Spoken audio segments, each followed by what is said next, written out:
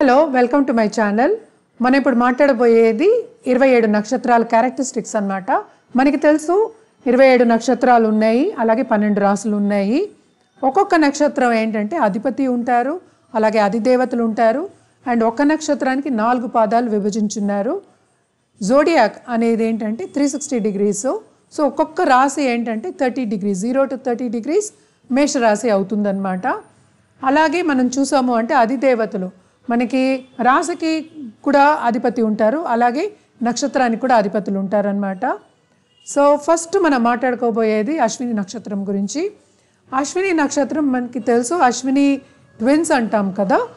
అంటే వాళ్ళు ఏంటంటే మనకి మెడిసిన్కి అధిపతుల కింద మనం చెప్పుకున్నాం, మన వేదాస్లో అట్లా చూసాము అంటే.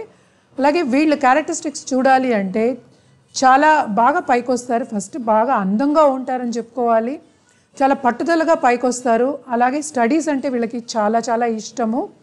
వీళ్ళు ఏంటంటే మనకి పెద్ద పెద్ద ఎంఎన్సీస్లో లీడర్స్ కానీ, లేకపోతే దూసుకెళ్ళే ఒక బిజినెస్లో కానీ, అంటే బాగా పైకి వచ్చే ఒక బిజినెస్లో కానీ ఉండడం అనేది జరుగుతూ ఉంటుంది. అంటే ఏంటంటే అధిపతి, రాశికి అధిపతి ఏ రాశిలో ఉంది అశ్విని నక్షత్రం? మనకి మేషరాశిలో ఉంది. మేషరాశికి అధిపతి ఏమో కుజుడయ్యాడు, అలాగే నక్షత్రానికి అధిపతి ఏమో మనకి కేతు అయ్యాడు.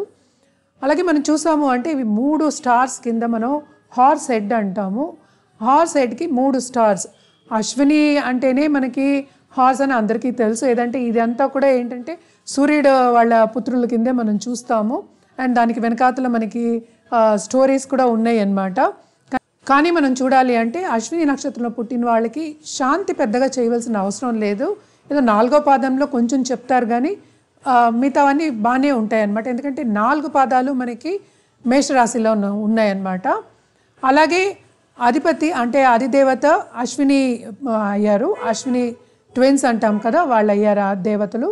అలాగే సింబల్ అంటే ఏంటంటే ఒక అనిమల్ సింబల్ మనం చూసామంటే హార్స్ హెడ్ అని చెప్తాము. అలాగే కేతు గ్రహం ఏంటంటే ఫిలాసఫికల్ నేచర్ ఇస్తుంది, అలాగే స్పిరిచువాలిటీ కూడా ఇస్తుంది. సో 2 ఎనర్జీస్ మనకి కలుస్తున్నాయి. అంటే Mars energy plus Ketu energy కలుస్తుందన్నమాట. ఫస్ట్ చూడ్డానికి అందంగా ఉంటారు, నెమ్మదిగా మాట్లాడతారు. అలాగే ఏంటంటే అందరూ పొగిడేటట్టు వీళ్ళు మంచి పని చేయడం, అంటే ఏంటి పైకి వచ్చే పనులు చేయడం అనేది, పట్టుదలగా చేయడం అనేది చాలా ఎక్కువ ఉంటుంది. అలాగే వీళ్ళకి అగ్రెసివ్నెస్ ఎక్కువే, కొంచెం కోపం కూడా ఎక్కువే. అది కూడా ఏంటంటే మొత్తం జాతకం పరిశీలించిన తర్వాత యాక్చువల్గా ఎగ్జాక్ట్ పొజిషన్స్ అనేవి తెలిసి మనం నక్షత్రాల గురించి మాట్లాడుతున్నాం కనుక బాగుంటుంది ఈ నక్షత్రం. ఎక్కువ శాంతులు చేయవలసిన అవసరం లేదు. అలాగే ఏంటంటే మనం గణాలు ఇచ్చున్నాం, ఏంటంటే రాక్షస గణం, మనుష్య గణం, అలాగే దేవగణం అని ఇచ్చున్నాం అన్నమాట. ప్రధానంగా అశ్విని నక్షత్రం ఏంటంటే దేవగణం కిందే వస్తుంది. అలాగే ఏంటంటే వీళ్ళకి లీడర్షిప్ క్వాలిటీసే ఉంటాయి. అలాగే ఏంటంటే మిలిటరీలో వెళ్ళే ఛాన్సెస్ కూడా ఎక్కువ ఉంటాయి. అంటే very very good spirits and love of nature అనేది ఉంటుంది. ట్రావెలింగ్ చేయాలనిపిస్తుంది వీళ్ళకి. అలాగే ఏంటంటే ముందుకు దూసుకెళ్ళిపోవాలని కూడా అనిపిస్తుంది అన్నమాట.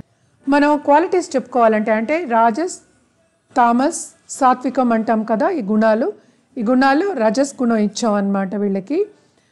అంటే అశ్విని నక్షత్రం వాళ్ళు రజస్ గుణం వాళ్ళు అన్నమాట. అలాగే సింబల్ అంటే అనిమల్ సింబల్ చూసామంటే హార్స్ హెడ్ అయింది.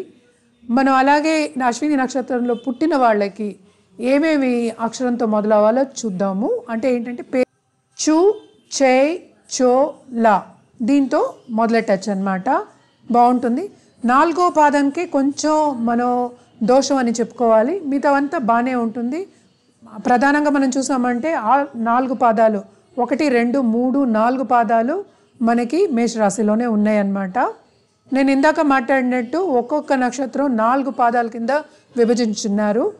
అలాగే 108 పాదాలు ఉంటాయి మనకి. ఒక్కొక్క రాశిలో 9 పాదాలు ఉంటాయి అన్నమాట. అశ్విని నక్షత్రం వాళ్ళు నేను ఇందాక చెప్పినట్టు బాగుంటారు, చాలా ఏంటంటే నెమ్మదిగా మాట్లాడతారు. అలాగే ఏంటంటే మోటివేషనల్ అంటే ఏంటి చాలా మోటివేటెడ్ పీపుల్ అని చెప్పచ్చు, చాలా పైకి వస్తారని చెప్పాలన్నమాట. అలాగే మనం వీళ్ళకి శాంతి చేయాలి, ఈ నక్షత్రానికి శాంతి చేయాలి, జనరల్ శాంతిలే చేయాలి. అంటే రుద్రాభిషేకం చేయడం కానీ, దేవికి పూజలు చేయడం కానీ మంచిదన్నమాట. అశ్విని నక్షత్రం ప్రధాన అంటే ప్లానెట్ ఏంటంటే కేతు గ్రహం.